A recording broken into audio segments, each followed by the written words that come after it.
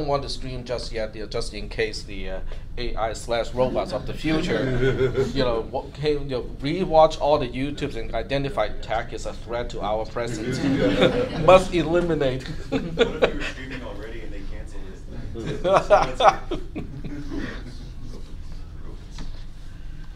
Roberts. Yep. Yeah. All right. So what we'll do today is we'll take a look at, because from the previous exam, several people asked that we use more practice questions, and that's what we'll do today. So this one is from a year ago, and there's one particular topic that we haven't really talked about yet. So today is a good day to kind of start to talk about it, which is question number 1. So when you read question number 1, it is asking a question about something that we have not introduced yet, but we'll introduce it today because I really want to include this in our own exam. So in the lab testing, it is determined that a transmission-receiver combination has errors, okay, not surprisingly. So in this case, there are some observations. The observation is when I transmit 1, 1, 0, okay, and by the way, this is a binary system, so it's only 0 or 1. So when I transmit 1, 1, 0, on the other side, there is a chance that it is received as 1, 1, 0, which is correct. There's a chance that it is received as 1, 0, 1, which is incorrect because the 2 bits are actually erroneous in this case. There's another chance that it is received as 0, 1, 1, and there's also this chance that it is received as 0, 1, 0. So the question is, express how to solve the terms P and Q. P being the chances of a transmitted 1 received as a 0, and Q being the chances of a transmitted 0 received as a 1. Okay, so we want to figure out the probabilities of those things. All right, so given this is a question, and I can pop up the other questions too, because they're all very similar to this one. So if we look at spring 2016, which is more than a year ago, it has a very similar question, just posed slightly differently. So in this one, the question is posed. And by the way, you should have access to these past exams already. I think I shared all of the documents. So in this case, once again, we have a lab testing. But this time, I'm asking it in a reversed way. Let me zoom in a little bit more. So this time, I'm asking in a reverse way. I give you the probabilities already. So when a 1 is transmitted, there's a chance of 2% that it is received incorrectly as a 0, which means there's a chance of 98% that it is received correctly. If a 0 is transmitted, the chances of being received incorrectly is 4%, and the chances of being received correctly is 96%. So in this case, I want you to give me a table, okay? Of all the possible ways of receiving a 1001 being transmitted, of all the ways of being received, tell me the probabilities, or at least how you work out the probabilities. Okay, so this is something that we really haven't talked about yet. Okay, but we have enough information to at least get into it today. Okay, so this is how we're gonna start today's lecture. And then of course there's also Omega Generator. I can work on this offline and give you guys my solution. So at least you can take a look at my solution. But it's going to be based on the stuff that I have talked about already, which is using a structure, to represent each level of recursion, and using back pointers so that I have access to variables and data from earlier invocations that are still active, and also using bitmap as a way to represent a set. Okay, so I'll use those exact same methods to come up with a solution. So that you guys can take a look at my solution. All right. So we are going to go back to discrete probabilities. And this is something that we have been talking about already in this class. But I have extended the note just a little bit. So the birthday problem is solved already. The spreadsheet is available to all of you. Has anyone taken a look at the spreadsheet, or at least make a copy so that you can play with those numbers? No? Nobody? Nobody spent the time to show those numbers to your calculus professor, because calculus classes tend to be pretty big, right? How many people are in your calculus class? Last semester it was like 42, I think. 42, so about the same size, a little bit bigger than this class. So that's a pretty good size, and tell your professor and go like, there's a chance of more than 80% that at least 2 people in class have the same birthday. And I think it's counterintuitive to most people that only with 40-something people, you have close to 90% of a chance that 2 people in class share the same birthday. Okay, so the birthday problem is pretty much done already. If you have any questions about this one, we can always go back and take a look. So the next one is about flipping coins. So the first part of this talks about if I flip a coin 5 times, what are the chances that there are 3 heads and 2 tails? Okay, what do you think? Well, you want to look at all, how many possibilities do we have? In other words, when we look at the data, which is the set of all possible outcomes of the experiment, how many outcomes are possible when there are 5 tosses or 5 flips? Yep. So would you use like a replacing algorithm to find the total odds of all the different types, and then use a non-replacing once you get to the edge? Not quite sure what you meant by that. Like find out the odds of getting all the different, how many different possible combinations there are, and then find out how many different possible combinations there are, 3 heads and 2 Yep, tails. yep. That's one way to do it. Yep. So what we'll do is I'm going to turn on the document camera, and I'll put a pen here so you can autofocus on it. Capture device. Here we go. Make it a little bit taller. Okay. All right, so we have 5 flips. Okay, we're flipping a coin exactly 5 times. So the first question is, what are the possible outcomes? How many possible outcomes are we talking about? That is directly related to your the homework assignment that was just due, right? Because you have two outcomes per trial. This is with replacement, because after the first coin lands on the head, the second flip can land on the head as well. So this is with replacement, and we have 5 trials. So the input to your program is going to be 2 for 2 possible outcomes for the first trial, 5 for 5 trials per experiment, and 1 or anything non-zero for the last one, which means it is with replacement. Okay, so what do you think your program is going to generate? It's going to generate A, B, B, and so on. Is that okay? So now the question is, how many of those do we have? So when you look at the whole thing, we have experiment 0, 1, 2, 3, 4. So there are 5 experiments. I start to count from 0. The first one has got 2 choices. It's either head or tail. The second one, it's got 2 choices.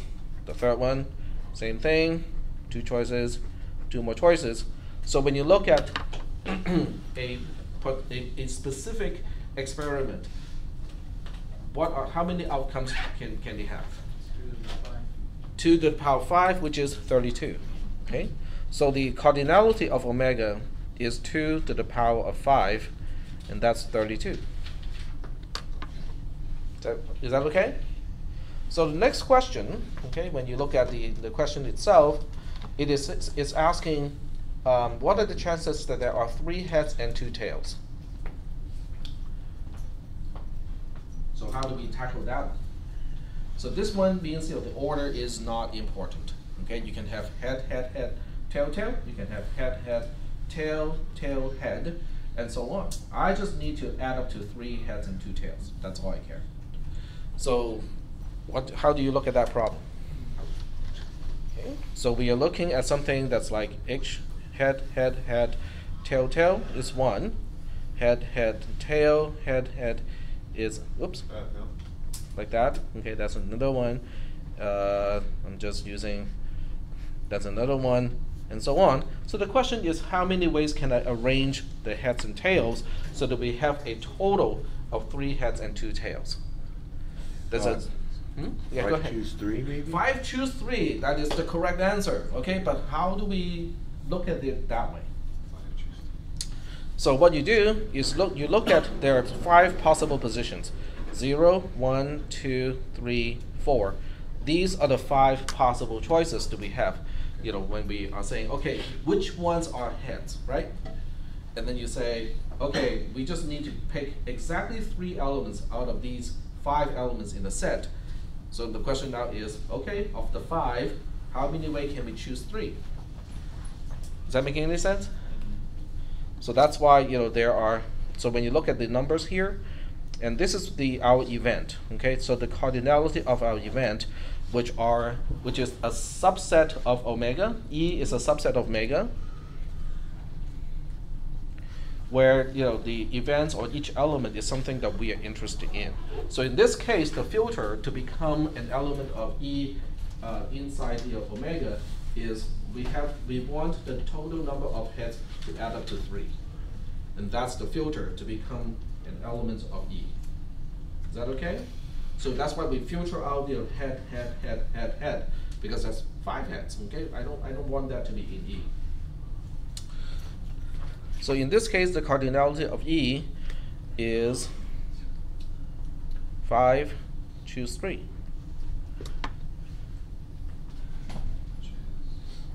Which is the same thing as 5 factorial divided by 3 factorial times 2 factorial. And 5 factorial is 120, 3 factorial is 6, 2 factorial is 2, so the total number is 10.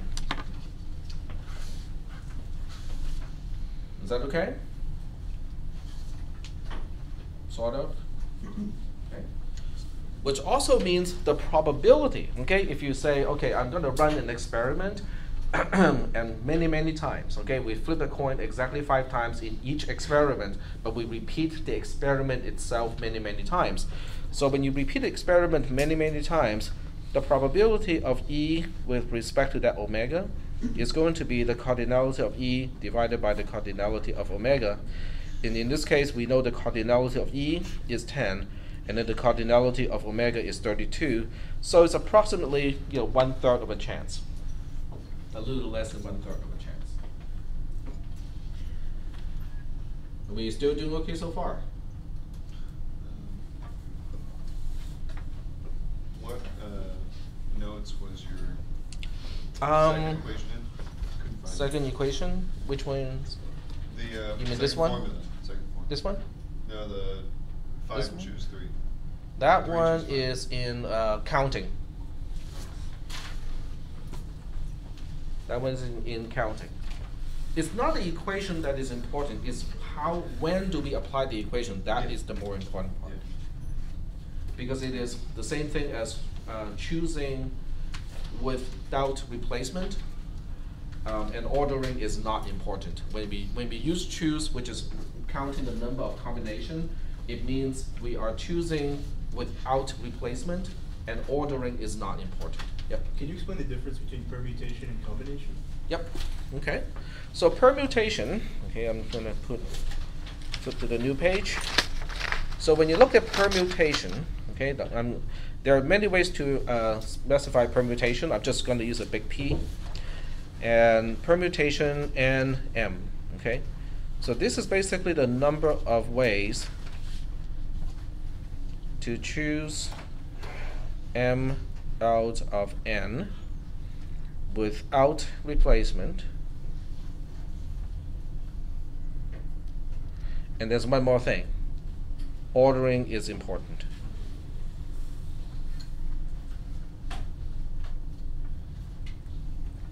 Is that okay?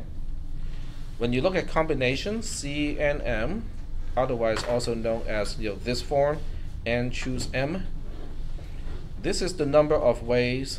Okay, I'm going to repeat the first one here. So number of ways to, okay, should have used a notepad to do this. Without replacement. So both of these are without replacement.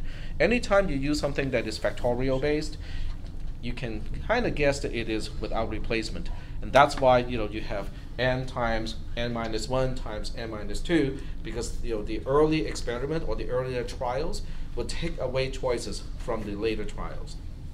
Okay, but this one is important because ordering is not important. So the question now is, the big question is, when do we know that ordering is important, is significant, and when do we know that ordering is not important? Here's my gentle reminder. One of these days, there'll be a robot reminding me.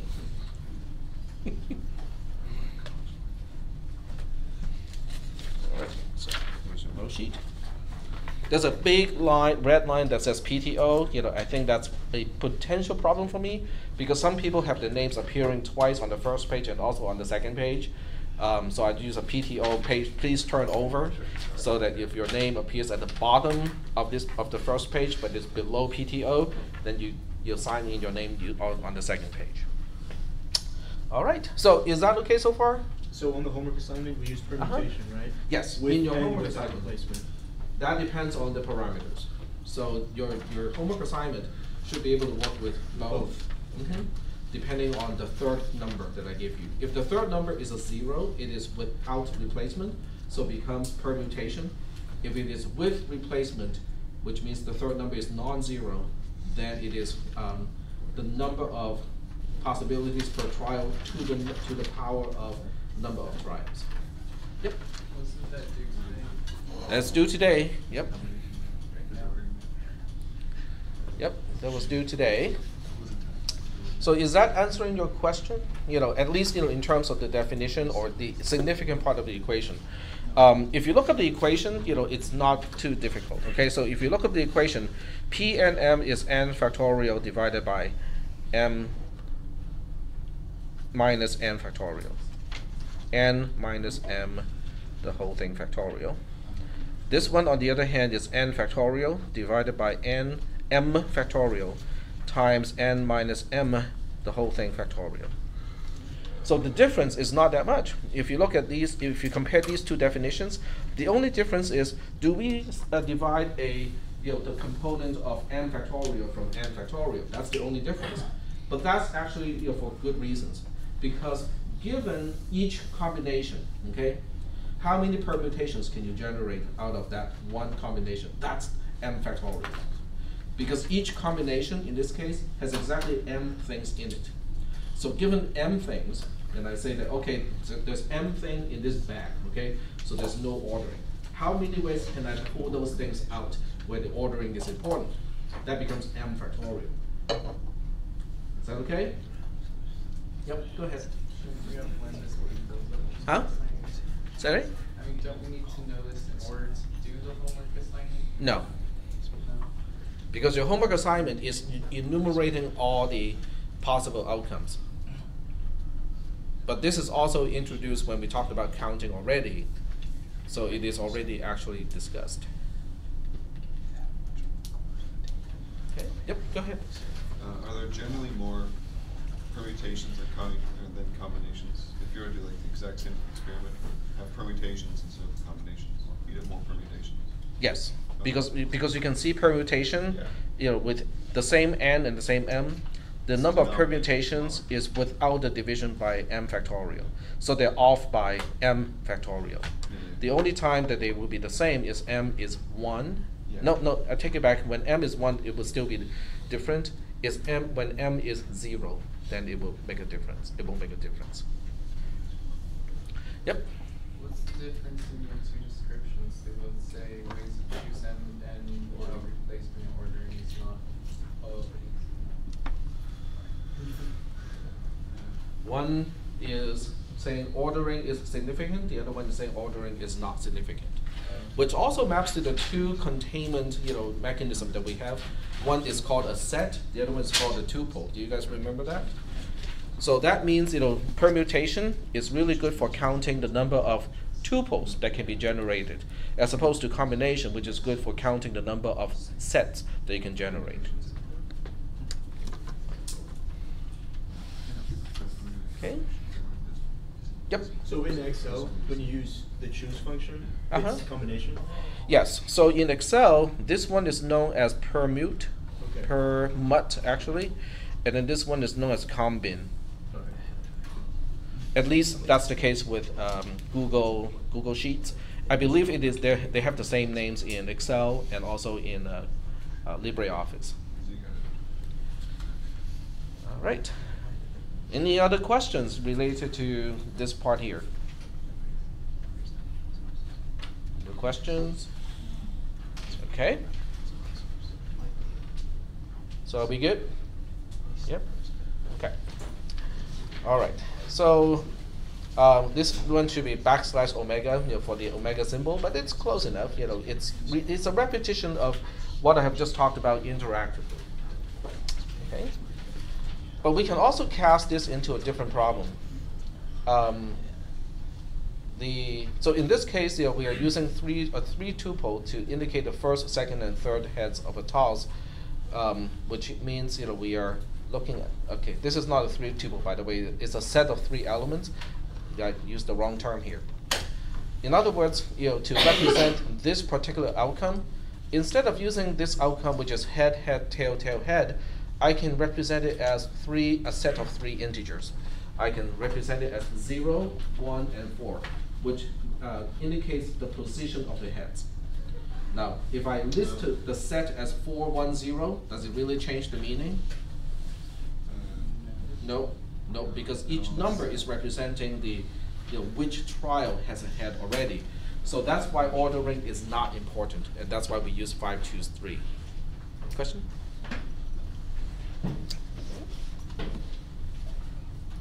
So this part is really just relating back to what was earlier on the document camera. Okay, so there's nothing new so far. So the next way to look at this is to look at everything as a binomial. Okay, do we still remember binomial? Okay, what is binomial? It's something plus something in parentheses to the power of something. Okay, so how would this have anything to do with binomial? Well, this probability is only going to work when the chances of landing on a head is the same as the chances of landing on a tail, right? Because if your coin is loaded, that won't be the correct number anymore. How do we know that? Well, you think of extreme cases. Okay, you think of the extreme case where the chances of landing on a head is 99%. Okay, so if the chances of landing on a head is 99%, then it's going to skew the distribution very significantly. All right, so that's why we don't. This is okay. It's a good introduction, but it only works when the chances of each outcome per trial is even, which is what your homework assignment due today is trying to model. What if the chances are different? In other words, what if we look at this one here, where P is representing the probability of landing on a head, and Q, which is 1 minus P, is representing the chances of landing on a tail. And they are not necessarily the same. So what if that is the case? How do we solve problems? How do we know, okay, given this is the assumption that P is not always 0.5, how do we know the probability of having 3 heads in a 5-coin toss experiment? Okay. So the solution is we look at P plus Q to the power of 5. So if you just focus on this side, it is a very silly question. Okay, what is P plus Q to the power of 5? 1, of course, right? Because what is the definition of Q is 1 minus P. Is that okay? Because you can only land on a head or tail. So if you know the chance of landing on a head is P, then the chances of landing on the tail is 1 minus P. Does that make any sense? And that's Q. When you add P and Q together, what do you get? You get P plus, in parentheses, 1 minus P, which means the P and the minus P's cancel out each other, you get 1. And then you have 1 to the power of 5, that's just 1. So if you look at just one side of it, it is a very silly question to ask. But when you expand it and say, okay, can we write this out? Okay. Now you can expand this by hand if you want to, just to get a feel of this. But you can probably tell that when you expand this binomial, it will have 6 terms. The first term is easy. It is p to the power 5, right? The last term is also easy. It is q to the power 5. And then in between, you have some kind of constant times p to the power 1, q to the power 4, and then plus another constant times p to the power 2, q to the power 3, times another constant times p to the power 3, q to the power 2, and so on. Is that making any sense? Okay, because it's just a binomial it's just p plus q to the power 5. So now the question is, how do we figure out all of these constants? Okay. So Pascal has something to do with this. So what have you learned in your other classes? Okay, potentially about Pascal's contribution to this kind of problem. Have you guys heard of Pascal's triangle? Yeah. Okay. So what does it look like? Let's take a look. So Pascal's triangle looks like this. Okay, you start with a 1, right? Sure. Okay, and then you have 1, 1, and they have 1, 2, 1. And then basically what you're doing is, the outer edges are always 1s, but the inner node is the summation of the 2 items on top of it. So 1 plus 2 is 3, 2 plus 1 is 3, and then 1, 1 on the outside. The other way to look at this is, this triangle or this iceberg is swimming in an ocean of zeros. Okay, so everything else are zeros. Then it really kind of works too, because now you have a 0 plus 1 being a 1, right? 0 plus 1 being a 1, and then you have 1 plus 3 being a 4, 3 plus 3 is a 6, 3 plus 1 is a 4 again, 1 plus 4 is a 5, 4 plus 6 is a 10, 6 plus 4 is a 10, 4 plus 1 is a 5, and so on. This is Pascal's triangle. I think most people have some exposure to Pascal's triangle because when we talk about binomial in high school, okay, most people look at the Pascal's triangle to figure out how many of each term do we have when we expand it out. Is that okay? So now we have a few concepts that seemingly are not related. We have the problem of flipping coins, okay, and we want to figure out the probability of X many heads in a toss with n trials, in an experiment with n trials. We have the choose notation, and then we have Pascal's triangle. All of these things do not seem to relate at this point. So I'm going to throw even more stuff that do not seem to relate to the problem that we have. The first one is called Pascal's identity. Pascal's identity is to basically say that n choose k plus n choose k minus 1 is the same thing as n plus 1 choose k. Now, because of running out of time today, I may not be going over each step in this derivation, but it's really it's a forward proof. This is a direct proof, which means I'm using algebra in each case to prove this particular theorem. Okay? But the important part is the end result. The end result is Pascal's triangle states that n choose k plus n choose k minus 1 is n choose k, n plus 1, the whole thing, choose k. That's Pascal's identity. Okay, first thing, does that have anything to do with Pascal's triangle? Yeah. How does it have anything to do with Pascal's triangle? Let me write down Pascal's identity first. Then we'll take a look at Pascal's triangle, and then we'll say, how does that have anything to do with it?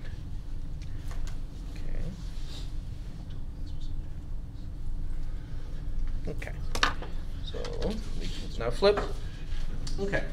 So on the right-hand side, I wrote down a version of Pascal's identity, which is n choose k plus n choose k minus 1 is the same as n plus 1 choose k.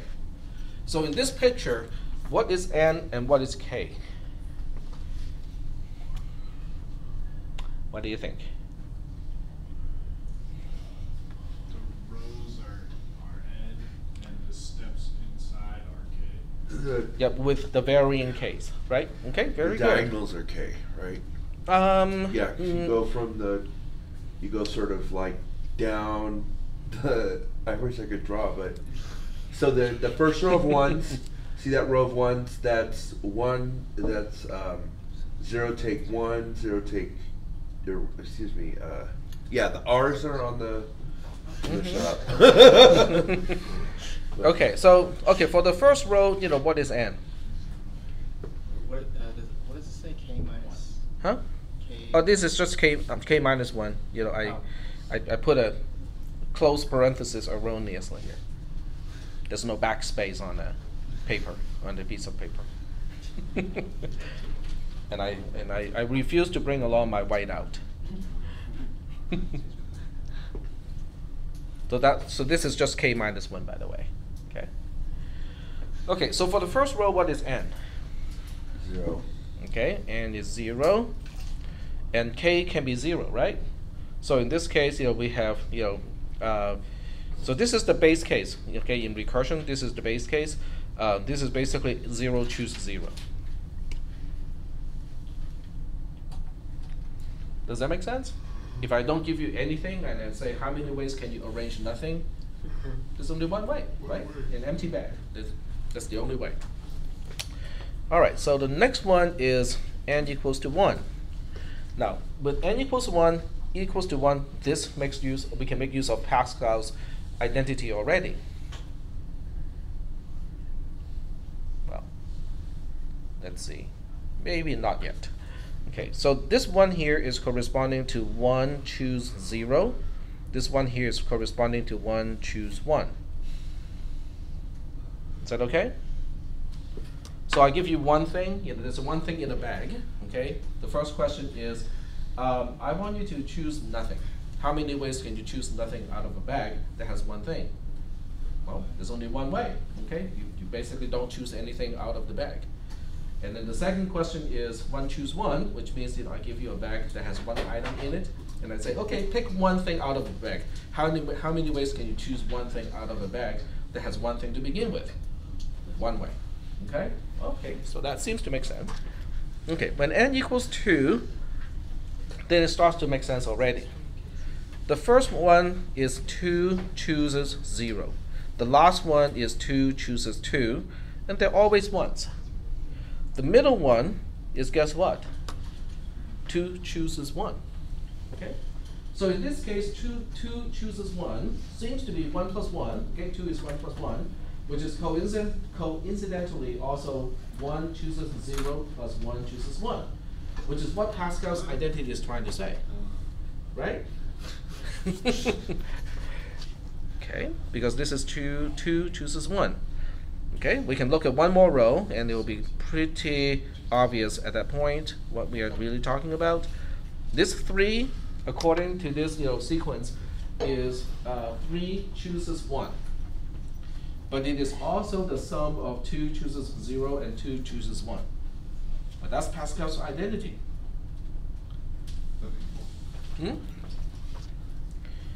2 chooses 0 plus 2 chooses 1 is 1 plus 2, and that turns out to be 3. And this 3 is representing how many ways can we choose one thing out of a bag that has 3 items. Order is not important. Okay? And then the other one is symmetric, which is 3 chooses 2. It is symmetric because we are basically choosing what is left in the bag. And that's why they're symmetric. Is that okay so far? So are we relating Pascal's identity to Pascal's triangle? And Pascal's triangle is related to binomial because this is one quick and easy way for you to figure out how many of each term do we have when we expand a p plus q to the power of something. Is that okay? Are we relating all those individual items at this point? Going once? Yes? Maybe? Okay. Now Pascal's triangle is great to look at, to validate Pascal's identity because we can definitely see, okay, this is 4 chooses 0, This is 4 chooses 4. And this is supposed to be 4 chooses 1. And we can always double check, okay? Enter this into a spreadsheet, combine 4, 1, and it will give you, it is 4. But it is also 1 plus 3, which means 4 choose 1 is also 3 chooses 0 plus 3 chooses 1, which is consistent with Pascal's identity. So it's great for validating, but to prove Pascal's identity, this is not sufficient. So to prove Pascal's identity, we have this particular proof here. Okay, it is a direct proof. It is just kind of tedious. Okay, but nonetheless, it is not impossible. This is just a direct proof. It just makes use of algebra. Are we doing okay so far with Pascal's identity? Okay. So once we understand Pascal's identity, then we want to prove what we call the binomial theorem. But the binomial theorem basically says if you pick any natural number n, okay, so n can be 0, can be 5, can be 500, it just cannot be negative or fractional. It has to be a whole number that is at least 0. And what the theorem is saying is p plus q to the power of n on one side is the same thing as this summation. The summation has an index of I going from 0 to n, and in each term, okay, I think I totally messed up the format here. Each term is n chooses I being the index, p to the power of I, q to the power of n minus 1, and just forget about this part here. That's not. Q to the n minus 1, that's I. N minus I. Okay, so that's basically the closed form of a binomial, of the binomial theorem. How do we prove that? Well, first of all, why is this useful? We can calculate the probabilities of weighted Chances. chances. Yep. And it's also useful in general. When you have 1 plus x, as your binomial, this tells you, how many terms that will end up with x to the power of a certain thing. Okay. We have seen binomial, just not in this particular form a lot, because the usual way that you encounter binomial is instead of p plus q, you have 1 plus x. Right? So when your term, when the thing being raised to the power of n is not p plus q but 1 plus x, then each term here is going to be just 1 times x to the power of something. So that gives you the ability to count how many x to the power of 3 do we have, how many x to the power of 4 do we have, and so on. And that's why you knew about the Pascal's triangle, because that's what you were using it for in your other classes. Is that making any sense? Okay, let me just kind of re-emphasize that part using the document camera. So in a more usual context, when we look at binomials, we basically look at a binomial as 1 plus x to the power of n. Okay, and then you just go like, okay, we have 1 times we have 1 of x to the power of n. We have n times x to the power of, okay, let's make this a 0. This is 1. And then now we have n chooses 2 times x to the power of 2 plus n chooses 3 times x to the power of 3 plus blah, blah, blah, all the way to exactly 1 times x to the power of n. Well, I'm pretty sure you have seen this one before, right? Maybe not with the term of choosing or combination, but you have seen this before. Calc 2, okay? And this is why we know about Pascal's triangle, because Pascal's triangle tells you exactly there's 1 of this, there are n of these, there are n chooses 2 of these, and so on. So when you populate Pascal's triangle, you can come up with all of these terms, and just by looking it up. It's a graphical way to compute those terms. Is that okay? So are we good on this? All right. Okay. So back to this proof here. So how do we prove something like that? Okay, you can there are probably other ways to prove it, but what I'm doing here is I'm introducing proof by induction. Proof by induction basically says we have a base case. The base case is usually one extreme of the range of values where the theorem is true. So in this case, the range of values where the theorem is true is for all natural numbers. When you look at natural numbers, it has one end that is natural. The 0, right? It's the smallest value of all the natural numbers. So that makes for a very useful beginning of proof by induction. When we use proof by induction, we need to establish what we call a base case. The base case is simply saying, okay, let's fix n to be a specific end of the range of numbers that it's supposed to work with. In this case, it is 0. So then we look at p plus q to the power of 0. That turns out to be 1. But that's not proving our theorem. So I'm going to rewrite that 1 as p to the power of 0 times q to the power of 0. Is that okay? Anything to the power of 0 is 1, right? So p to the power of 0 is 1. Q to the power of 0 is 1 as well. Then I attach another term to it, which is 0 chooses 0. Is that okay? I mean, what is 0 choose 0? That's 1. So 1 times 1 times 1 is still 1, right? But then we can rewrite this whole thing in a summation term using sigma, because this time I can just say that I goes from 0 to 0, and then in each term we have 0 chooses I, p to the power of I, 0 minus I. Don't you think this thing here looks a little bit like this one, with n being 0? Oh, they're all 1s. This entire thing is always 1.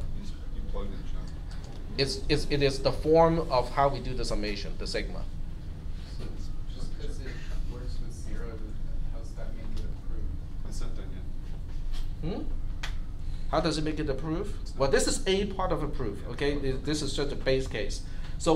But are we convinced that the theorem works when n equals to 0? Yeah. All right, that's our base case. So now the next step is called the induction step. In the induction step, what we do, now this part is very, very interesting. So I'm going to wait until everybody's paying attention. Okay. This is another definition of induction. By induction? There are two Just or spell three out. different ways to define proof by induction. But in this case, in my proof by induction, the induction step is we make an assumption. Okay? In other words, we are making an assumption that just say that let's assume that the theorem is true when n equals to k. Yeah. How do we know it? We don't.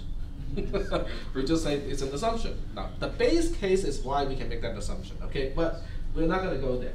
So we will just say that for some arbitrary k that is a natural number, we just say that we can assume that is true, okay? If we can make that assumption, then we want to use that assumption to prove that the theorem is also true for the case when n equals to k plus 1. That is the induction step, okay? So the induction step in this case is basically saying I make an assumption that this is true. Okay? If you look at this side here, it looks just like the theorem itself, except instead of n, we got k. Is that okay? All right. So now with this as an assumption, we want to prove that p plus q to the power of k plus 1 this time is going to be this sigma term, which looks exactly the same thing as the theorem itself, but instead of n, we got k plus 1. K plus 1 and k plus 1 at the place where n is expected. That's the induction step. Is that okay? All right, so with this one, I want to kind of go through the steps a little bit, okay, because I think this one is an interesting use of proof by induction, or it's a good application. Are there any questions about the first line? Any question about, the whole p plus q to the power of k plus 1 is really the same thing as p plus q by itself on one side times p plus q to the power of just k. Okay, I just took one power out of it and say, okay, you stand on the side. But because of the assumption of the induction step, I can now say, hey, I recognize this. This is in the assumption here. So in the assumption, this p plus q to the power of k is exactly the same as this term here. So that's when I expand this particular part to this, gigantic, sigma term. Is that part okay? In other words, I just applied the assumption of the induction step. Yes? Isn't that what we were trying to prove, though? Well, that's the whole magic of proof by induction. Is that you use what you're proving to prove what you're No, proving? you use the assumption that it works with the case of, you use the assumption that the theorem is true when n equals k in order to prove that it is also true for the case when n equals k plus 1. Okay? All right. So are we okay so far with the second step? We're just using the theorem, the induction assumption. Okay, now then we put the p plus q into this whole term. In other words, all I did is to say instead of p plus q being outside of the sigma, I put it inside each term of the sigma. Is that okay? That's just multiplication associativity. All right? Then I use distribution. I say, okay, let's break it apart. This p goes along with this whole thing here, and it becomes this gigantic, sigma term. This q goes along with this q and becomes the other gigantic sigma term. It's just distribution. Are we okay with this one? So you can see how one term is almost the same as before, except the power of p is I plus 1 to take care of this I. The other one has the q being a little bit one more than what it used to be.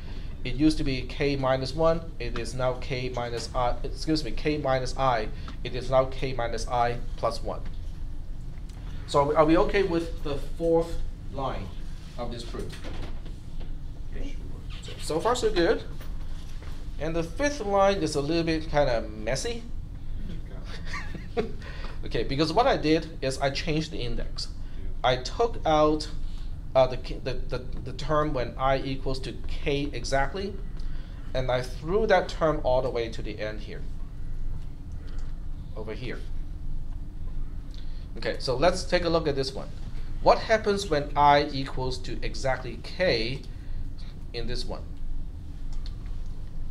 So look at this, the highlighted portion, and then you ask the question, what happens when I is exactly k? But first of all, we get k choose k, right? How come k chooses k is the same as k plus 1 chooses k plus 1? K choose K is 1. They're all ones, right? K chooses k is 1. K plus 1 chooses k plus 1 is also 1. Okay, so that's why I can write k plus 1 chooses k plus 1 at the end. Okay. When I equals k, what is I plus 1? K plus 1. Okay, so when we look at the last term, that's what it has. When I equals k, what is k minus k? K minus I, sorry. 0, and that's why we have q to the power 0. So are we understanding how when we separate the case when I equals k from this sigma, it becomes its own term all the way to the end here? Is that okay? The biggest trick that I'm pulling here is the introduction of k plus 1 chooses k plus 1. Instead of k chooses k, I just change it. It's like, hey, any number chooses itself is 1, so I can replace that. But that is a very crucial step. I can do the same thing with this term. Okay, so with this one here, I pull out the term when I equals to 0. So when you look at this whole thing, what happens when I equals to 0? K chooses 0 is 1. I have a bag with k items. How many ways can you pull nothing out of it? One way. Okay? But that term becomes the first term over here. K plus 1 chooses 0. Because it doesn't matter how many things are in the bag. When I ask you to pick nothing out of the bag, there's only one way to pick nothing out of a bag of any items in it. Is that okay?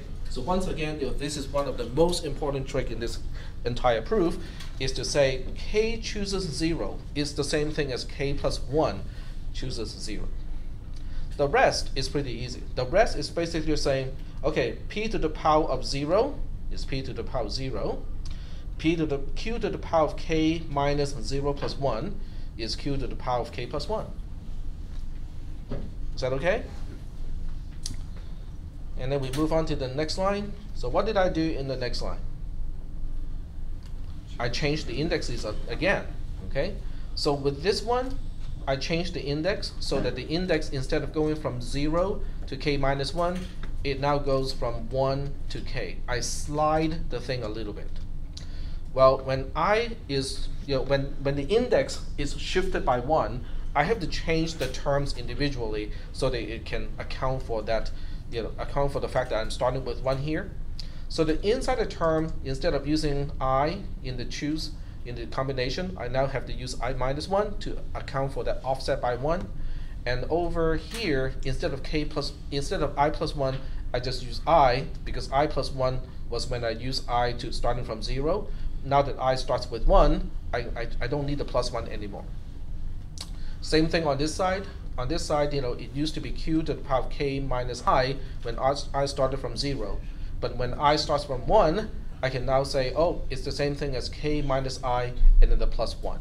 Why didn't you add 1 to the k in the choose function? Say that one more time. Why didn't you, so like you added 1 to the power of q, because the k shift slides to the k plus 1, right? Well, I mean, the k slides, and it changes from k minus 1 to k, so you have to increment all the elements of k inside of the function itself. Why didn't you do that with the in this part? K choose? Yeah. Because this was the first term. The first term has k chooses 0. And this is, if I don't make the adjustment, it will be k chooses 1. Oh, okay.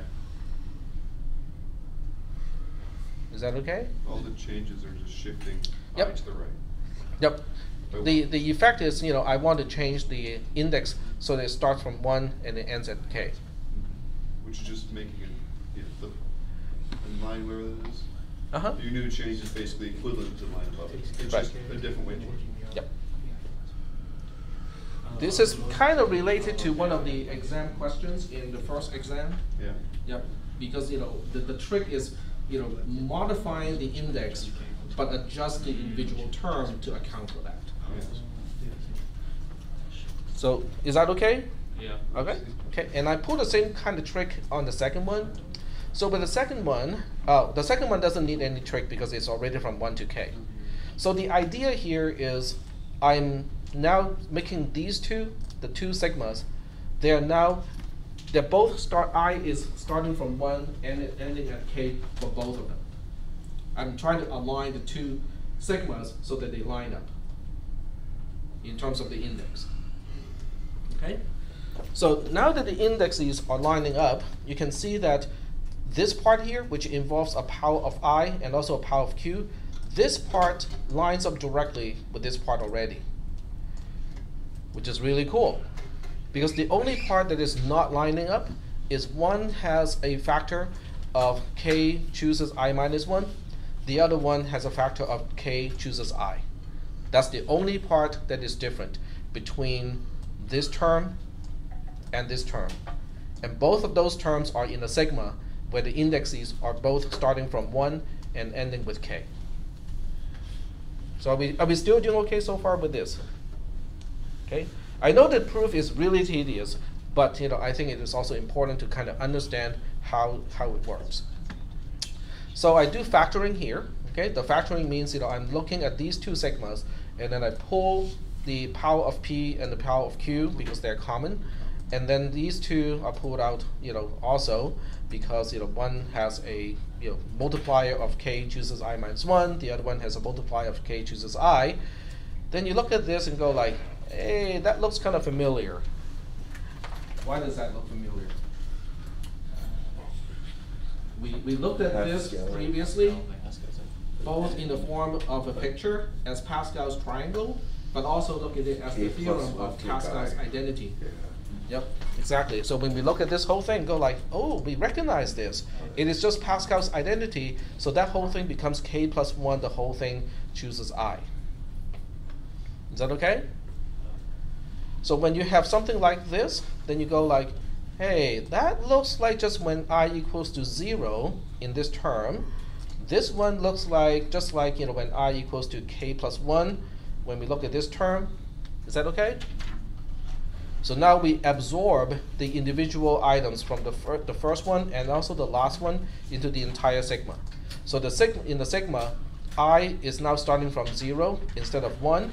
It ends with k plus 1 instead of k to include the first and the very last term.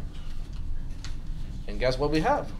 Oh, this looks like the binomial theorem, but with n equals to k plus 1. So are we doing okay so far with this? This is not the only way to prove the binomial theorem. It's just my way of doing it. So there might be a shorter way to do it. This is pretty much the common proof I've seen with the induction, except this is usually the proof that they do for induction of the binomial theorem is exactly what you did, but okay. You use the summation notation, which is a little easier to handle than plus dot dot dot plus. Not when you're typing the whole thing in LaTeX. I can tell you that. you look at a lot of backslash, open curly brace, close curly brace, and so it's not easy. But we have proven that point. So once we have proven that point, this is also a conclusion, and also pointing out what tricks I used in this proof, which I think is important. So with this distribution, what we know is if n is the number of trials per experiment, m is the number of heads that you want, p is the probability of landing on a head, and q is 1 minus p, which is the chances of landing on the tail. This tells you the probability right here. Okay? So normally when you have a normal coin, p equals q, which is 0.5. Okay? So it doesn't really matter, Okay, when a coin is fair, this part is always the same, no matter what m you're choosing. Does that make any sense? Because when p is 0.5 and q is also 0.5, the whole thing is always guaranteed to be 0.5 to the power of n. So the only part that matters when a coin is fair is n chooses m. That's why, in our first derivation, we just have n chooses m. Yep, question? Another way to say n chooses m is choose n, take m? This means that we have n trials per experiment, and we want, out of those trials, m of those trials to land on the head. So n choose m. M, okay. Yeah, n chooses m. Yep. No take. Hmm? When would you use take? For Take? certain things? Yeah. What? Take. Take? Take 3 or take n. Oh, I guess they're the same term. N take n. Never mind. Okay. So this addresses one of the problems, but not the first question. Okay, the first question turns out to be easier, actually. Okay, so let's go back to the exam questions, and we'll take a look at the first one.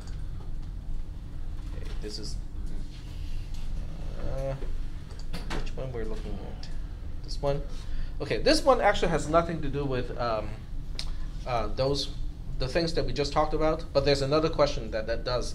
So let me scroll down to the question that does have something to do with what we just talked about, because you can work on those as your individual practice. Okay, this one here, question number 3, relates directly to what we just talked about. So in this particular question, this is from spring 2016. Assume a coin is fair. It is not loaded. This means the probability of a head or a tail after a toss is the same, 0.5. As a result, any equal length sequence of head and tail have exactly the same chance. The probability of the sequence of head, head, head, tail is the same as the probability of tail, head, which turns out to be 0.5 to the power 4. Because it's the same, the chances are the same with a head or a tail. At a casino, a coin is claimed to be fair. Okay, so the casino tells you, yep, everything is fair. An observer took count of the results of many sequences. Okay, in this case, each sequence is an experiment. Okay, an experiment in this case has 4 trials. Each trial is flipping the coin.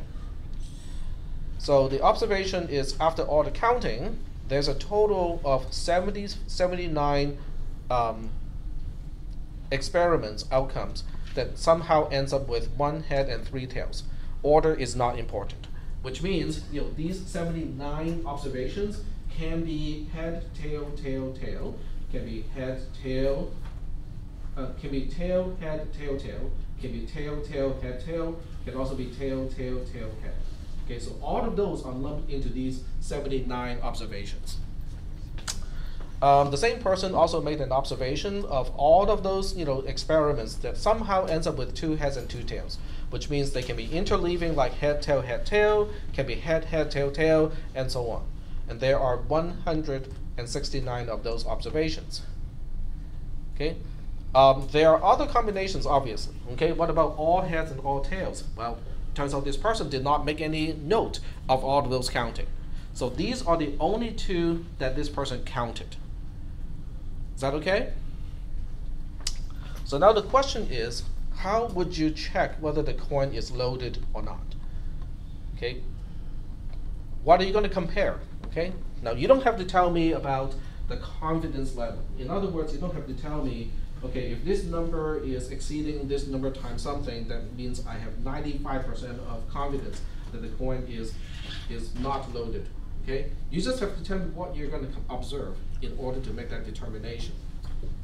The second question, part B, is to ask, if you figure out how to check whether the coin is loaded, also indicate how you figure out how the coin is loaded. In other words, if you think the coin is in fact loaded, from the observation, 79 observations of 1 head and 3 tails, and 146 observations of 2 head and 2 tails, how do you compute, just based on these observations, how the coin was loaded? That's the second question. The third question is saying, assuming the observation is representative of the coin, present equations that can be used to solve the actual probability. So you want to figure out the exact P and the Q of this particular problem. Is that okay? So you might want to spend some time. We are not going to have enough time to talk about it today. So this is one. The second exam, which is fall 2016, has a very similar question, but it is asked in a reversed way. So when you look at question 3 of the fall 2016 question, it has another question which is about the same. It says, a casino claims the coin is not loaded, and so on. This time we have 5 flips, 5 coin tosses per experiment, and there are 213 observations of 2 head, 3 tails. And this time, we have a total observation of 680, including all the different flips. But the person who did all the counting lost the frequencies of all of the other observations. So we have the total, which is 680, and then out of the 680 observations, 213 of those observations add up to 2 heads and 3 tails. And then the rest of the question are pretty much the same. Okay, can you tell whether the coin is loaded? If you suspect the coin is in fact loaded, how is it loaded? Yep. What exactly does that mean, a coin is loaded?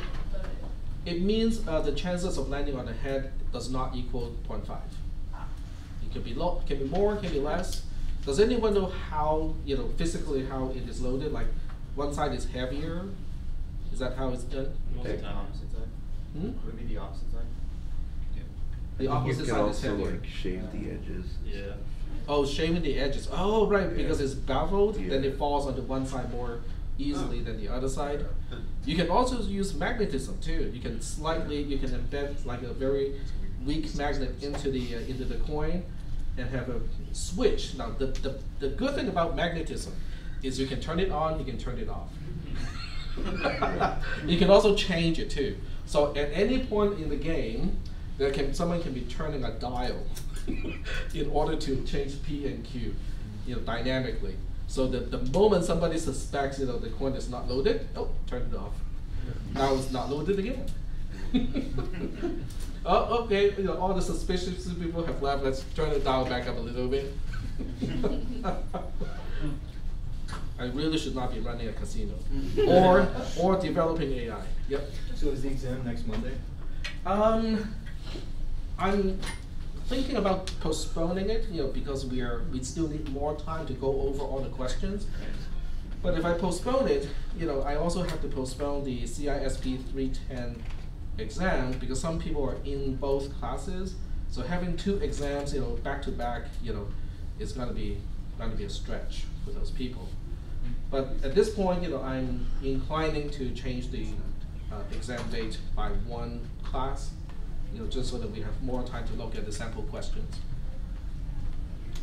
All right? Which means there's a pretty good chance, like 95% chance that I'm actually going to delay the exam by 1 class.